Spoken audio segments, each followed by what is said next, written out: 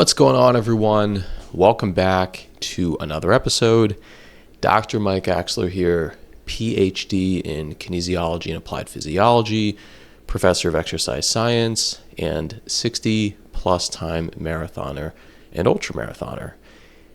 How many times have you heard a claim that some food, some supplement, some ingredient, or diet could help you lose body fat relatively quickly with the snap of your fingers and with relatively no side effects?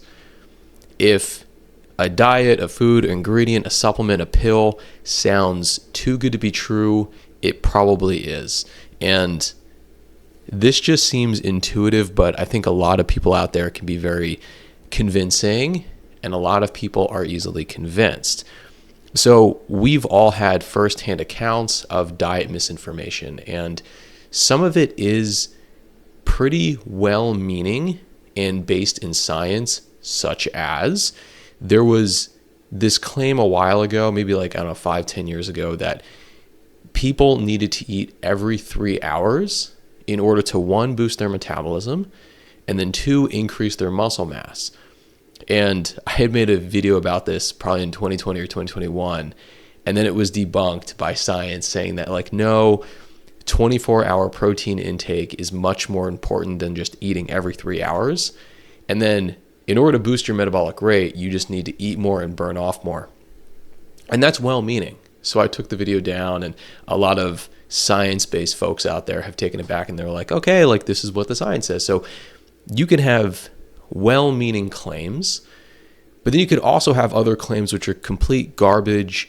They don't make any sense, and people still fall for them, like the only eat green food diet, which is crazy to think about, because think about all the wonderfully healthy fruits, veggies, and lean proteins which are not green, which offer immense health benefits.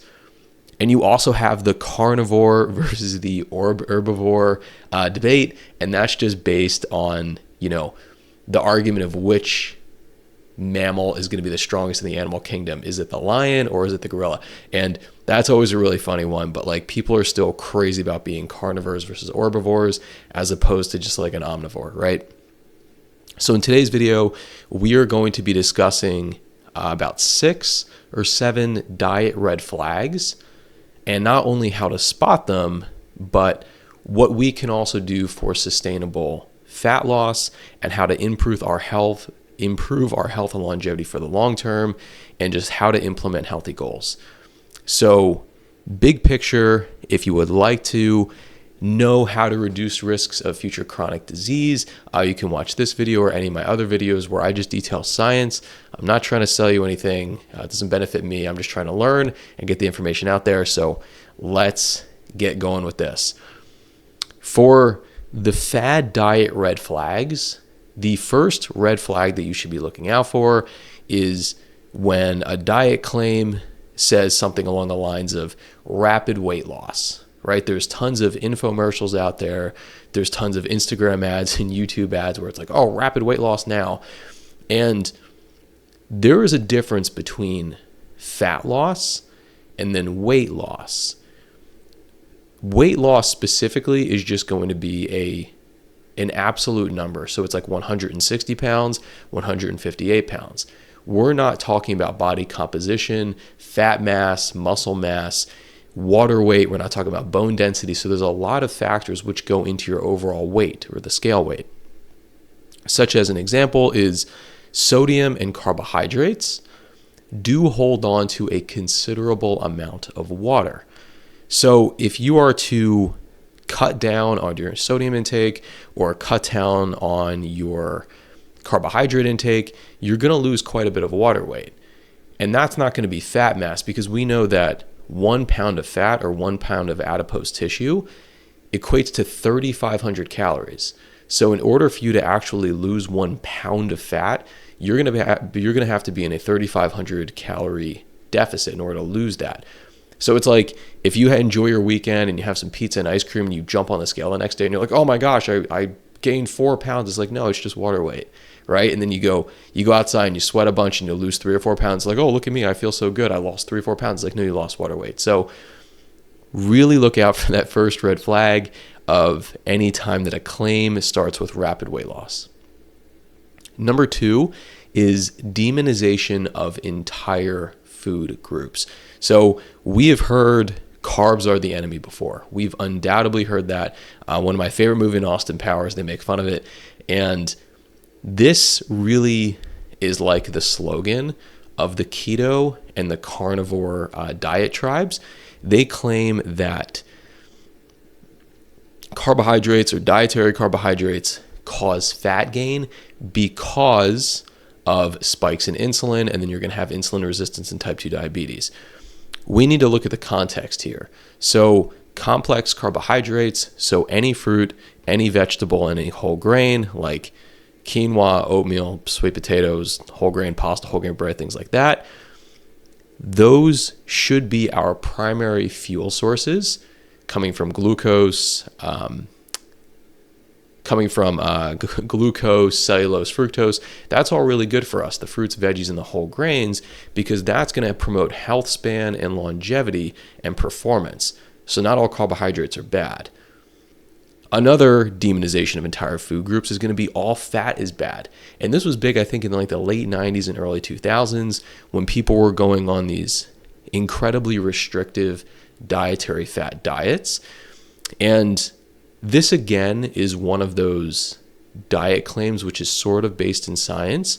So we know that we should be reducing our intake of saturated fatty acids.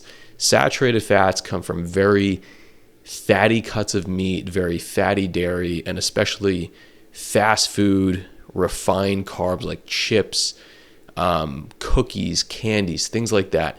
Anything that has like a very, very long shelf life, any fast food restaurant has a high amount of saturated fats in their foods, probably. However, unsaturated fatty acids, the MUFAs and the PUFAs, or the mono and polyunsaturated fatty acids like your avocados, your olive oil, your nuts and your seeds and your fatty fish like salmon and mackerel, that's phenomenal for you, right? Because unsaturated fats, which is a completely different chemical composition than a saturated fat, unsaturated fats can lower LDL cholesterol, which is the bad cholesterol, and can also reduce inflammation. So we need to look at the actual context of all fat is bad. We need to have less saturated fats and more unsaturated fats. A third one on here on demonization of entire food groups is going to be dairy is toxic. I've never really heard anyone describe dairy as toxic besides this one personal trainer I just saw at the gym that I go to. He was honing in on like this one teenager and his dad that you should never eat dairy. And I was like, what? So a lot of people go dairy free or lactose free solely based on what they heard. But we know that things like low-fat milk, Greek yogurt, cottage cheese are all markers of high amounts of calcium and phosphorus and vitamin D, and that can promote bone mineral density and musculoskeletal health, which promotes longevity. So cutting out dairy is not really a good thing. And if you are someone who in the past has cut out dairy, your body almost forgets in a way how to digest lactose, which is the disaccharide, which is mainly found in dairy foods. So you become lactose intolerant. But that's not really an issue, because if you did cut out dairy for a while and you're becoming like lactose intolerant or lactose sensitive and you want to start drinking milk or want to start having ice cream on the weekends, you can just take the over-the-counter enzyme lactase, which helps break down the lactose so you can digest it fully. So not really a bad thing. You can always kind of fix that. Another one too, which is hot right now, is gluten is poison. And most people, thankfully, do not have celiac disease. And they have really no business trying to cut out gluten. And a lot of the people who do try and cut out gluten have no idea what gluten actually is. And they have no idea what gluten is in, because it's in a lot of carbohydrate containing foods. And unless you're gluten sensitive, like if you were to try and cut out gluten from things like whole grains, that's a pretty terrible idea, because whole grains, again, we talked about like the whole grains breads and pastas and oatmeals. Like, we're going to get tons of fiber, which is great for our gut health, which is great for our insulin sensitivity. We're going to get B vitamins for energy. We're going to get prebiotics, again, good for gut health and good for our immune systems.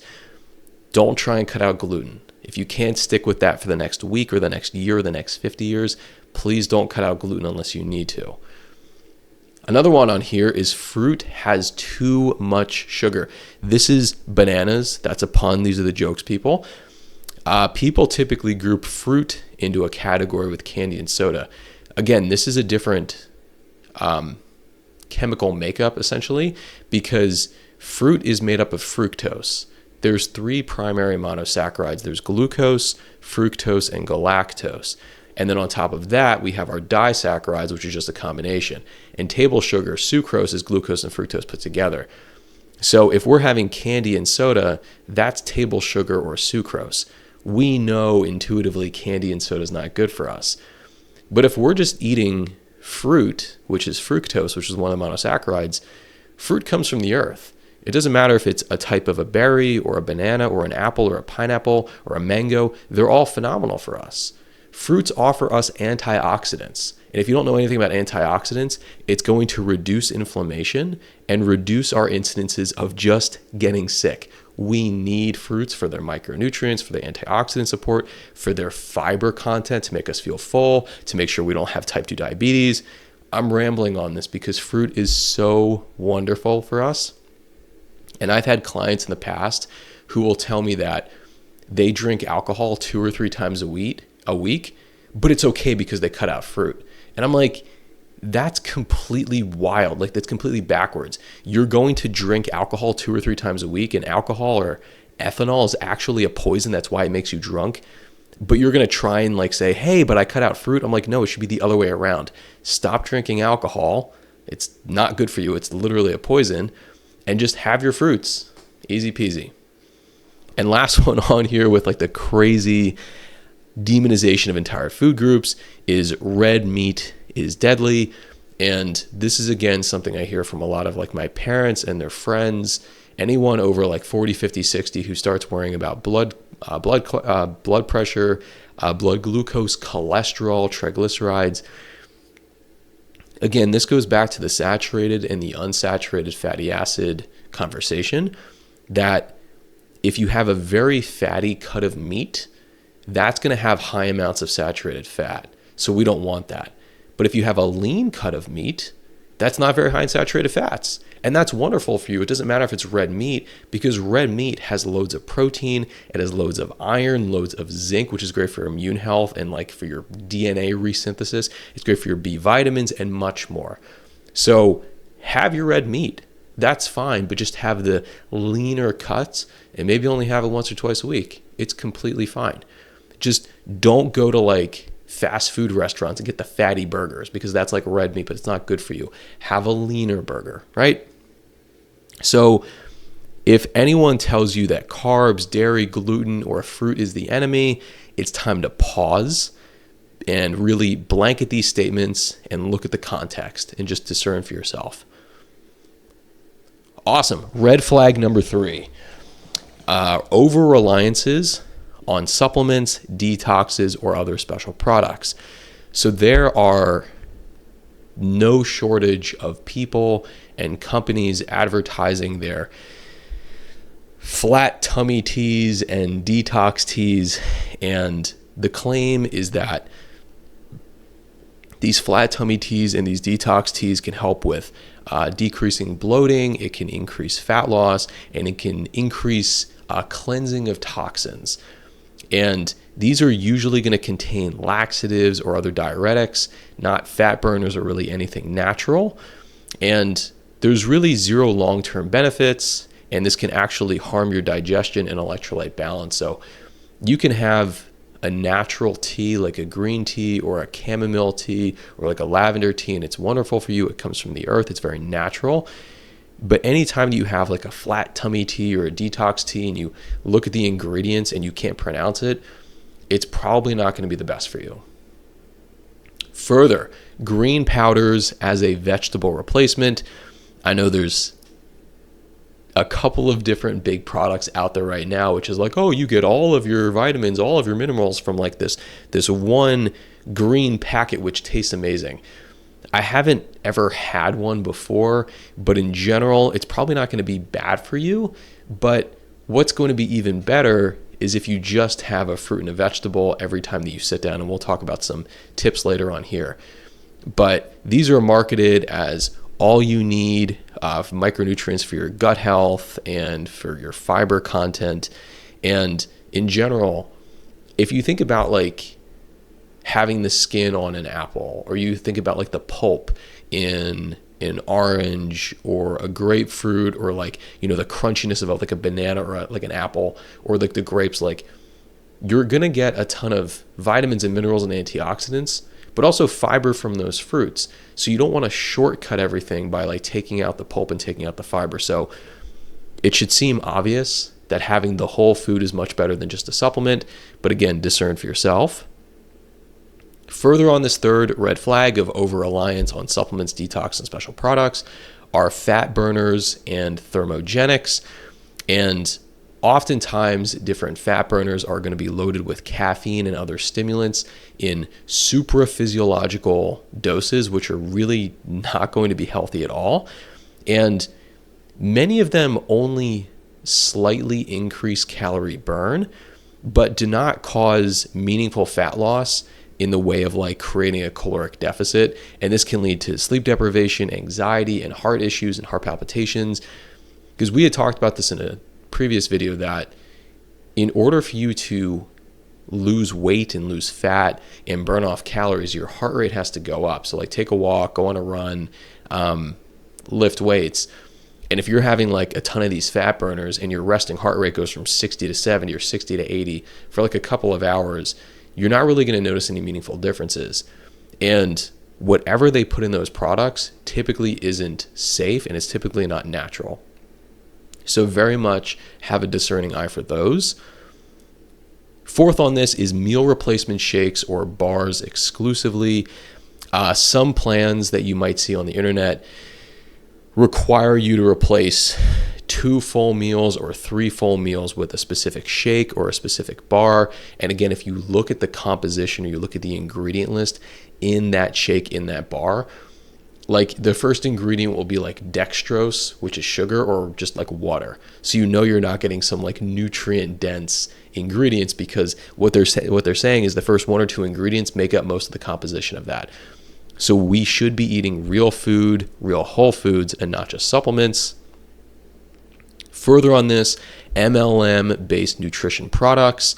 There's a whole lot out there. I don't want to call them out specifically, but we know with MLMs, multi-level marketing, these are usually sold by non-experts with zero scientific backing. I remember I had a neighbor when I was doing my master's who was trying to sell me and my brother and my roommate on some like dietary supplements, and he kept stumbling over his words, and he's like, oh, it's like and I cut in and I was like, excuse me, but like, you have no idea what you're talking about. You're just trying to sell this product. It's probably not science-backed. It's probably not safe. And you probably don't even believe in it yourself. You're just trying to make a quick buck. So always look out for these red flags, these warnings, issues for false health claims and pyramid-style marketing. They're probably not going to be good for you. We have 2 more on these for over-reliance on supplements, detox, and special products, because there's so many. I don't want to miss any of these. We have colon cleanses and liver detoxes. And these are funny because the colon cleanses and the liver detoxes claim to flush toxins or jumpstart fat loss. And what's funny about the colon and the liver is that the liver and like even like the kidneys specifically, and also like your immune system and your lymph systems, like your lymph nodes and like all the lymph fluid, all of those organs that I just listed, those are there to detoxify your body. Anytime that like you breathe in a harmful substance, you cough it out. Anytime that you have food which may not be washed and it might be like a little bit bacteria driven or unsafe, your body detoxes it. That's how someone goes from drunk to undrunk. Their liver basically detoxes and gets rid of the ethanol. Like, we don't need cleanses and detoxes. We have our kidneys, we have our liver, we have our lymph nodes, we have our immune system. We have like the cilia in our mucous membranes to help cough out things. You don't need that. So I love that one. And last one here is HCG drops, or hormone-based diets. And HCG is a human chorionic gonadotrophic hormone, and it's sold as drops or injections. And these are typically going to be paired with some crazy starvation diet, like an 800 calorie a day diet. And they are dangerous and discredited and very much not FDA approved. So if you're wondering about like your hormones, and we'll talk about this a little bit later, go see a doctor, go get blood work, but don't take these HCG drops. Awesome. Red flag number 4 of 6, is if there is a lack of scientific citations or peer-reviewed data. So these days, I think it kind of evens out that, yeah, there's a lot of junk on the internet. Like if you want your beliefs backed on the internet by some influencer or some community on Reddit, like you can find that. But there's also a ton of scientific data out there on any specific food, ingredient, nutrient, and especially supplements. So with all like the noise and the trash comes a lot of scientific data or backing to say yes or no, and like here's everything you need to know. So one example that I can give you for this, or to give you some context, is whey protein. I love whey protein, and I think you should as well, but it's up to you. I'm not trying to say anything. Whey is the lighter or the faster digesting of the two proteins in cow's milk. So anytime you have whey protein, just know it comes from cow's milk. It's natural, it's good for you, it's the highest rated protein next to whole milk and eggs on the protein digestibility correct amino acid score. You can check me on that. And it's safe and effective for people of all ages. You don't have to drink it before your workout or after your workout. You can have it any time of day. You could also just not have it at all. However, the best whey protein supplements are the ones that have their products tested and certified through different organizations, governing bodies like Informed Sport or Informed Choice. And you can always look that up on the internet for yourself, because then there are also other kind of black market supplements, or maybe not even black market, you can probably still find them at chain stores like Target and Walmart, which have not been certified, which have not been like looked over with a keen eye from different governing bodies. So there can be well-meaning supplements or very much not well-meaning supplements, but it's up to you to look at these red flags and whistle blow and say, hey, are there scientific citations to back this up, or are there not? And doubly can be said for like different vitamins and minerals. Go talk to your doctor about those.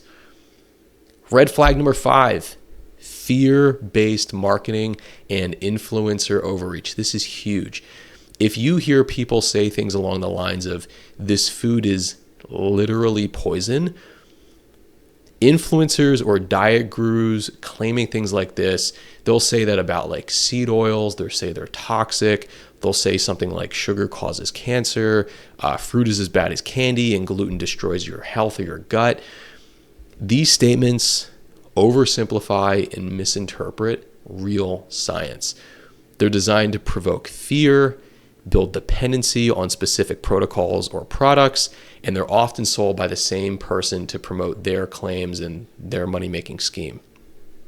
And the issue is that you have people who are literally like MDs and PhDs, and they'll say these crazy claims like, oh, broccoli and broccoli stalks are going to cause cancer, or bananas are the silent killer. And people will listen to them because they have MD or PhD after their name. So really look out for the red flag if someone makes a crazy claim like, oh, sugar causes cancer, or fruit is as bad as candy, or this food is poison. Make sure to look out for those. Further on this, for the fear-based marketing, is the before and after photos with zero context. I have a lot of clients, and I never make them do before and after photos. I never make them do progress photos. No, keep your shirt on. That's for you. So influencers showing transformation photos from like 3-week shred challenges. They won't mention dehydration. They won't mention lighting. They won't talk about like sharing long-term sustainability versus like the rebound effect after like making themselves diet down. They also won't talk about their athletic background or their genetic makeup. And this manipulates followers into thinking extreme short-term results are going to be normal. And A lot of my good friends now are getting into intermittent fasting, and that's fine if you can keep with that long term and it is going to help you along your health and your fitness journey. If not, that's okay too. But what they're saying to me, knowing what I do, they're just like, oh, like I heard this thing and this one influencer said it was really good and you're supposed to not eat for like 2 days and then eat on the third day. And it's like they're just listening to these crazy sources. And I'm like, hey, you can do what you want to do, but like, please look at everything under a microscope and with a discerning eye, because a lot of this fear-based marketing and influencer overreach, they're just trying to sell you on their page or their product. Another fear-based marketing influencer outreach or overreach will say something along the lines of, I'm not a doctor, but, and this is a huge influencer sort of thing where people will, they'll offer their health and their nutrition advice without any credentials and then disclaim it with, this isn't medical advice, but here's how I cured X. Or just sharing what works for me. I'm not saying it's science, but here's my meal plan, here's my ebook, and here's my coaching services. That was one of the funny things that I learned when I did my PhD, largely in nutrition. So my PhD is in kinesiology and applied physiology, but I studied how nutrition affects the cardiovascular system. And what I learned really quickly was, though, even that I teach undergraduate and graduate level nutrition, I'm not a registered dietitian, so I cannot give anyone a meal plan. So it is actually illegal to make diet plans if you're not a registered dietitian. I don't even think medical doctors can do this either. You have to go see a registered dietitian. So very much a huge red flag. I have a lot of thoughts about that. So please do not fall for like meal plans and ebooks and stuff like that. Further, promoting constant fear of weight gain. So some influencers will say things along the lines of, they'll use terms like shred, cleanse, fat burning constantly to reinforce guilt about eating like bad foods, or they'll market their cheat meals as earned, which reinforces toxic food relationships. And we had already said earlier on in this video that we shouldn't demonize foods. And anytime that you see people demonizing foods and saying, if you want to get shredded, if you want to cleanse, if you want to fat burn, only have this or never have this, really look at that with a keen eye. And lastly, for the fear-based marketing, some supplement companies or some influencers will try and sell you supplements right after scaring you. And that's a pretty common funnel. So they'll scare you with a problem like your metabolism is broken. And then they'll provide a solution by like, buy my hormone reset detox tea or some crazy thing. And they'll never provide science, they'll never provide context, and they'll never provide like long-term results. So anytime you see that common sales funnel of like your metabolism might be broken or your hormonal milieu might be off, talk to your doctor first and probably like unfollow that person. Alrighty, and the sixth red flag is no mention of physical activity or long-term health. If the diet plan that you see doesn't mention exercise, it's not a health plan, it's just a crash plan.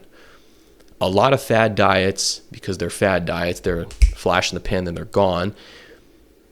They promote fat loss through only eating less or cutting out entire food groups, but any sustainable fat loss, as we know, these plans need to include movement, especially resistance training to preserve muscle mass and metabolic rate, as well as just like increasing VO2 max and longevity.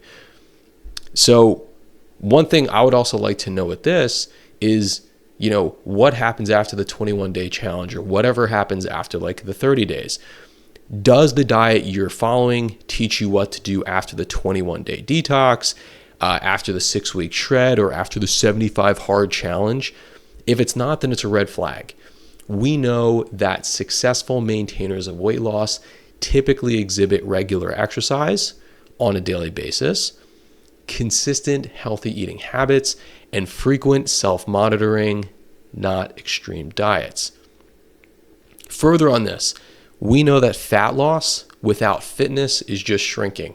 And you can think about it this way. A lot of people hit these fat loss plateaus or these body composition plateaus where they'll be like 150 pounds and they'll diet down to like 135 pounds. And they're like, wow, my scale weight decreased. But if they did that through like just caloric restriction or a combination of caloric restriction and some cardio, even if it was just like walking, but they didn't add muscle mass, yes, they lost some fat, but then they also lost some muscle. And that doesn't help your metabolic rate. Your metabolic rate actually decreases. So you're going to probably be termed skinny fat, which is also a predisposing risk factor for various cardiometabolic diseases. We want to increase our body composition, increasing the amount of skeletal muscle mass while decreasing fat mass. So what I'm saying with this on this sixth red flag of no mention of physical activity or long-term health, that any time that we are losing weight through caloric restriction, which is like by definition how that works, we also need to be resistance training, putting on muscle, which is healthy to increase our metabolic rate and also just increase the longevity of our musculoskeletal health, which will help us live longer. Awesome. So why fad diets do work temporarily? This is our second section. So most fad diets create a caloric deficit, but as we've talked about, not in a meaningful and sustainable way. Let me explain. So juice cleanses, detox diets, and various meal replacement shakes and bars, anytime that you're on like this diet or you're taking these supplements or these bars or these teas, you'll lose scale weight because you'll go on like an 800 to 1,000 calorie a day diet, which might only be like, I don't know, fruit juice as an example, but you're not actually detoxing anything. If you were to do some sort of juice cleanse or some detox diet, you're not having any protein, so you will be losing muscle, which is very bad for you. Your metabolic rate drops, your musculoskeletal health drops. You can develop early sarcopenia and osteoporosis, so you need protein. If you have this very high sugar intake without any other macronutrients, you could have an increased insulin resistance, which can predispose you to type 2 diabetes. If you're on some sort of detox with no fiber, this can lead to digestive distress. And anytime really that you're on these very restrictive diets, the rebound is usually like way worse than like the starting point of where you just started. Like a lot of people who crash diet will be like, I lost 20 pounds and then I put on 30. And it's like, well, you obviously didn't create any sustainable fat loss. You need to create these sustainable habits. And further on why fad diets work temporarily, many rely on extreme restriction, as we had said, which gets fast initial results, and that can lead to burnout. So yeah, you might lose weight, but you can burn out really quickly. So now's the time when we say, okay, like what actually works long term? What are some of the so whats? How can we actually move forwards from this? So number one is going to be to sustain a caloric deficit and not starvation. It's up to you if you want to track your macronutrients and calories or not. It's completely up to you. You do not have to track your macros if you're trying to lose weight. What you need to do is to focus on protein, number one, just for general health and muscle maintenance.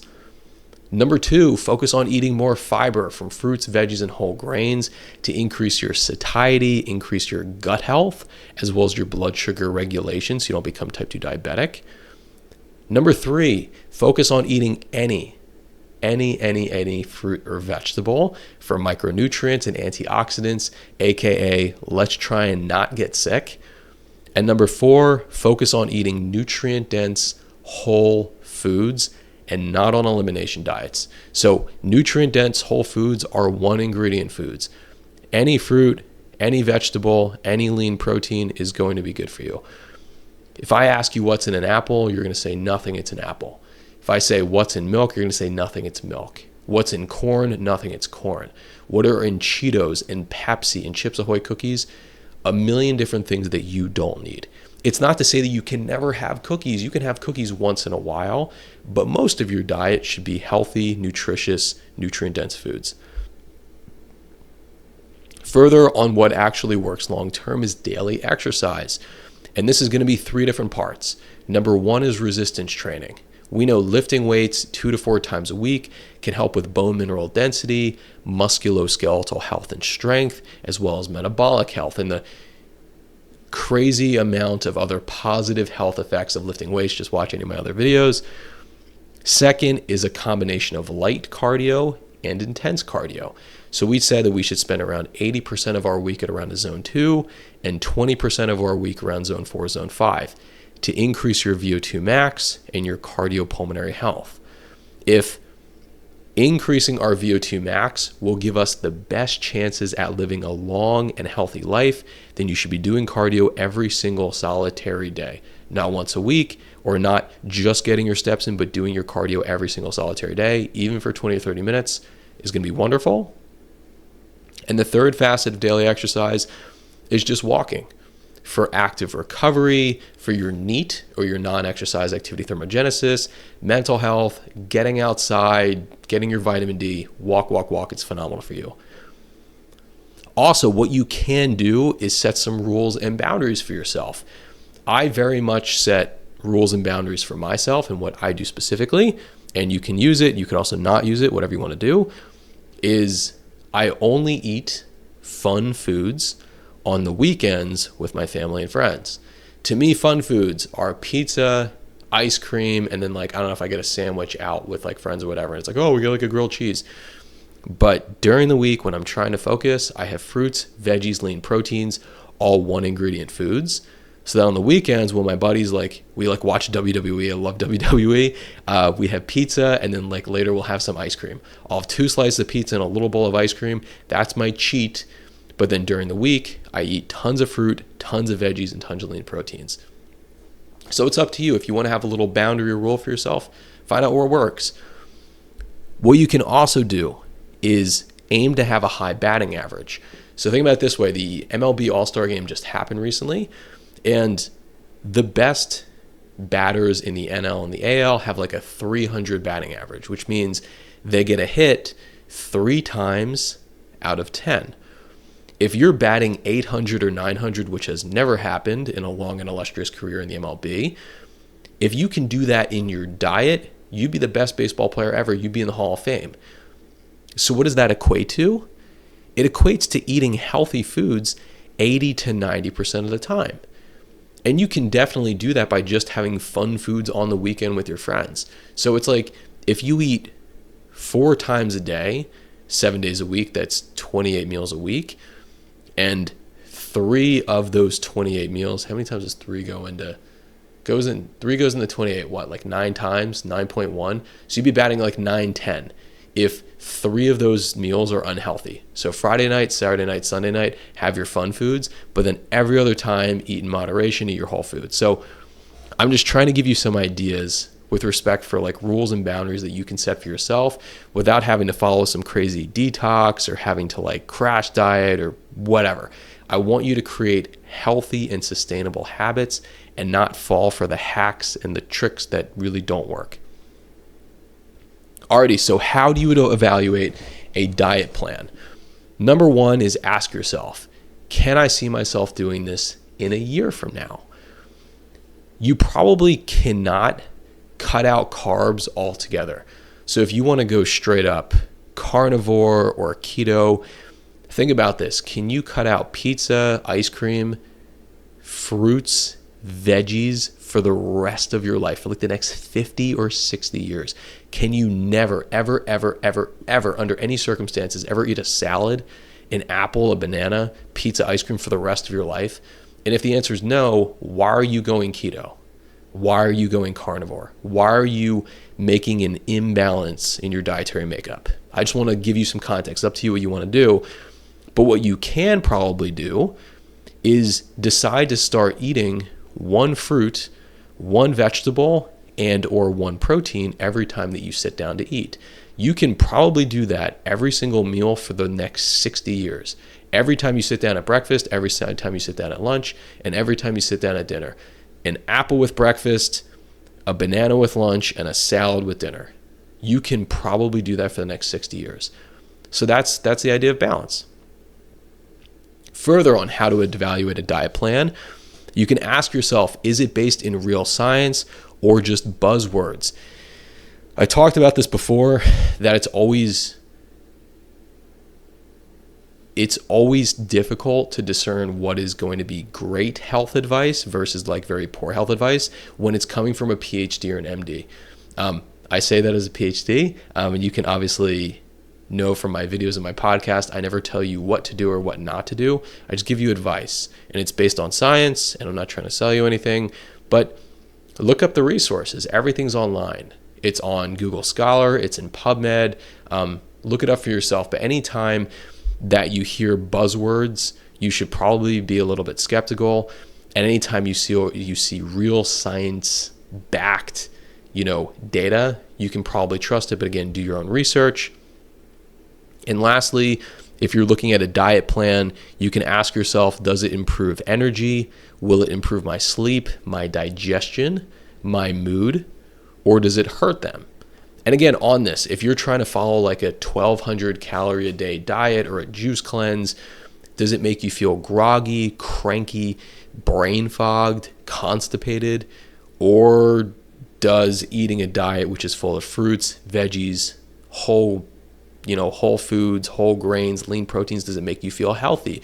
Does it help you increase your performance in the gym? Does it make you feel vibrant? Do you feel just cleaner because you eat healthier? Just some things to think for yourself. Awesome. So let's land this plane. So some final thoughts I have. I encourage all of you to adopt a more critical thinking lens when evaluating diet advice, claims, and especially the people and the influencers who are telling you them. Please do not fall for shortcuts. Look into the science, trust your biology and your physiology, as well as consistency. If you literally just eat 1 or 2 veggies a day and 1 or 2 fruits a day and 1 or 2 servings of protein a day, you'll probably be pretty healthy for the rest of your life. You don't have to do anything crazy crash diet. You don't have to wake up at 4 a.m. and run a marathon. You're probably going to be okay. Just the point of this video was just to put out like the red flags. I thought some of them were actually kind of funny. Maybe some of them are helpful. And for you just to not fall into those traps. So if you do want to watch my videos on other nutritional subjects, as well as my metabolism video, those are all science-backed. Hopefully you can learn a thing or 2 or 3. I'm not trying to sell you on anything. I'm just passing along some scientific information.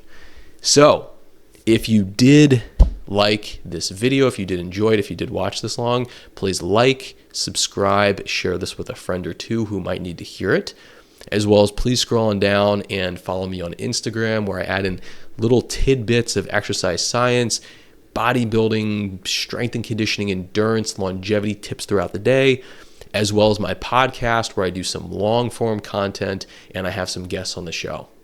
So with that, it is about that time of day to go and lift some weights. I hope you will be as well.